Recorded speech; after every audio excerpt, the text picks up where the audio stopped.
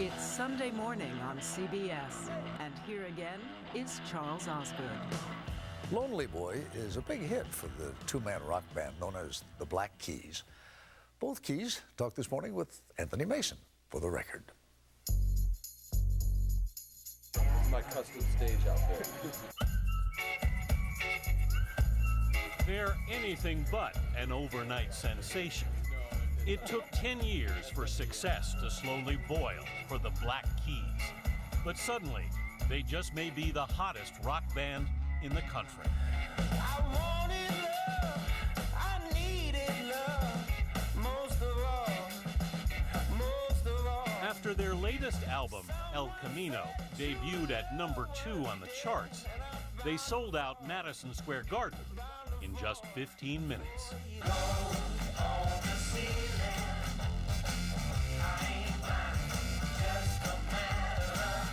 If you haven't heard of the Black Keys, you've almost certainly heard their music.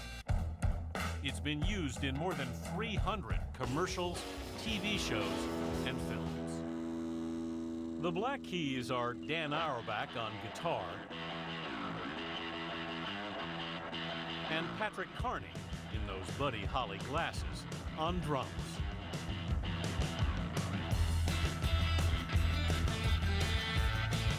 Two otherwise quiet guys who just like to make a mountain of noise. We don't have a real act. It's not like we're not based on some sort of character or something. Our fans know that we're normal people. You don't have a shtick. It hurt us, I think, early on because I think people like shtick, you know? Did you contemplate coming up with a shtick? No, we're not that smart. Growing up in Akron, Ohio, Auerbach and Carney connected in high school. A grade apart, they weren't really friends at first. But they loved the same music, like Isaac Hayes. It's so sick. It sounds like... That's everything we've ever tried to do. Yeah. Right there. Right there. So they just started playing together in Carney's basement. Did you figure that coming out of Akron you were kind of a long shot? We felt like underdogs, and it motivated us to work harder. We always sort of felt like the outsiders. Yeah. Which is fine with us. Slowly over the past decade, the band built a following the old-fashioned way, by touring the country in a minivan. Carney still remembers their first big payday at a Seattle club. We made $539. 150 people showed up, and it was enough money to pay for gas for the whole trip. Did you seriously just say $539? I remember it. I was going to say, you remember it exactly. It came in an envelope, and I was just like... He got paid in cash, and he slept in the van to guard the cash. Yeah. The night of the Seattle show, yeah. It was the most money we'd ever seen in our lives. Soon after, in 2003, the Keys were offered 200,000 British pounds by an English mayonnaise company to use their music. But worried about selling out, they turned it down. You turned down 200,000 pounds. It's about $320,000 at the time. We could have paid our rent for 20 years each. How did you feel about turning that down? It was really not the right decision. I think our parents thought we were absolutely crazy. So when the next offer came, they took the money. We braced ourselves to get called out or made fun of, and It didn't happen. nothing happened. What did happen? It was crazy.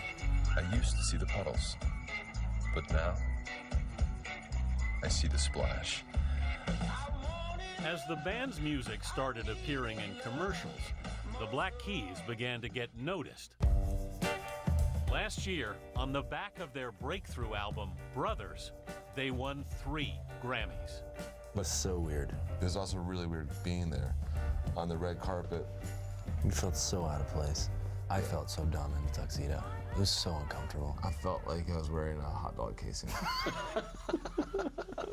They put you on the red carpet, and that's when you hit the reality of the Grammys. that's when you're like... That's when you get pushed aside, so Kim Kardashian can... Why is Kim Kardashian even there? It's a music award show. Another honor meant much more to them. Early on a Sunday morning last month, in the midst of their tour, the Black Keys pulled up in front of their alma mater, Akron's Harvey Firestone High. This is your picture that we've had framed for you. And we're going to ask that you guys mount it on the wall of fame for us, if you would today. Yeah, absolutely. If you look closely, there's a nail up there in the brick. I'm terrified of heights. Then you can hand him the picture. Yeah, I hand him the picture. Carney passed the picture up to Auerbach, who stood on the trophy case in the front hall to hang it. It's official. Then the boys, who hadn't been back to school since graduation, took a nostalgic tour, I always loved it here. checking out their yearbook pictures. This is Dan's year. Yeah. There's Dan. This was before the beard. I wore a cowboy outfit for mine. You got to check out his picture. Oh, you did wear a cowboy outfit. Oh, I won something. Yes, you won most unique. Did you campaign for it? You know, there's three most unique people. And their less than stellar high school transcripts. I got an A in ceramics. And I got a B in music appreciation. They may have made the alumni wall, but fame hasn't gone to their heads.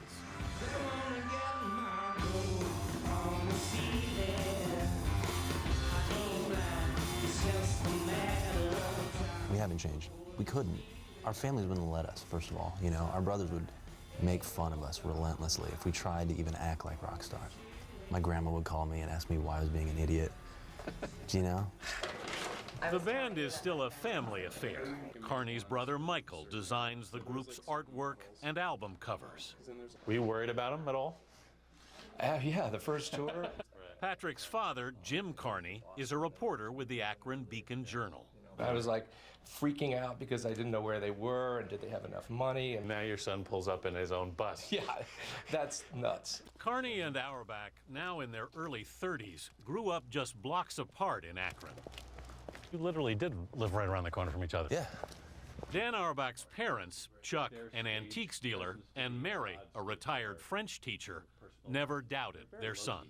When I wanted to go busk for change, they would help me buy battery-powered guitar amplifiers, you know? You weren't concerned? It was the thing, though.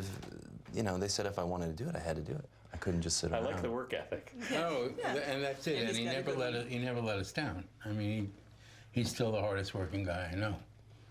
And how can you not support hard work and passion? But the Auerbachs are still amazed at what's happened. Cover Rolling Stone, Saturday Night Live, Madison Square Garden. I don't know that it gets, you know, maybe Yankee Stadium is, you know. Never good enough for you, Dad. This is beautiful snow. I know, I love it. Chuck and Mary walked their son back to his tour bus on this snowy March day. Baby, safe trip.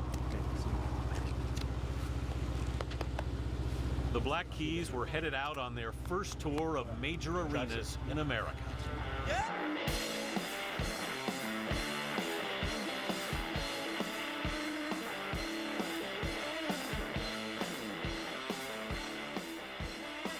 And ultimately to 2 sold-out shows at New York's Madison Square Garden. Sold this place out in 15 minutes? The first show sold out in 15 minutes. What did you think when you heard that? Yeah, it's huge for us, obviously, but try not to think about it too much to get nervous. For the 2 kids from Akron, it's all still sinking in. But the Black Keys aren't the underdogs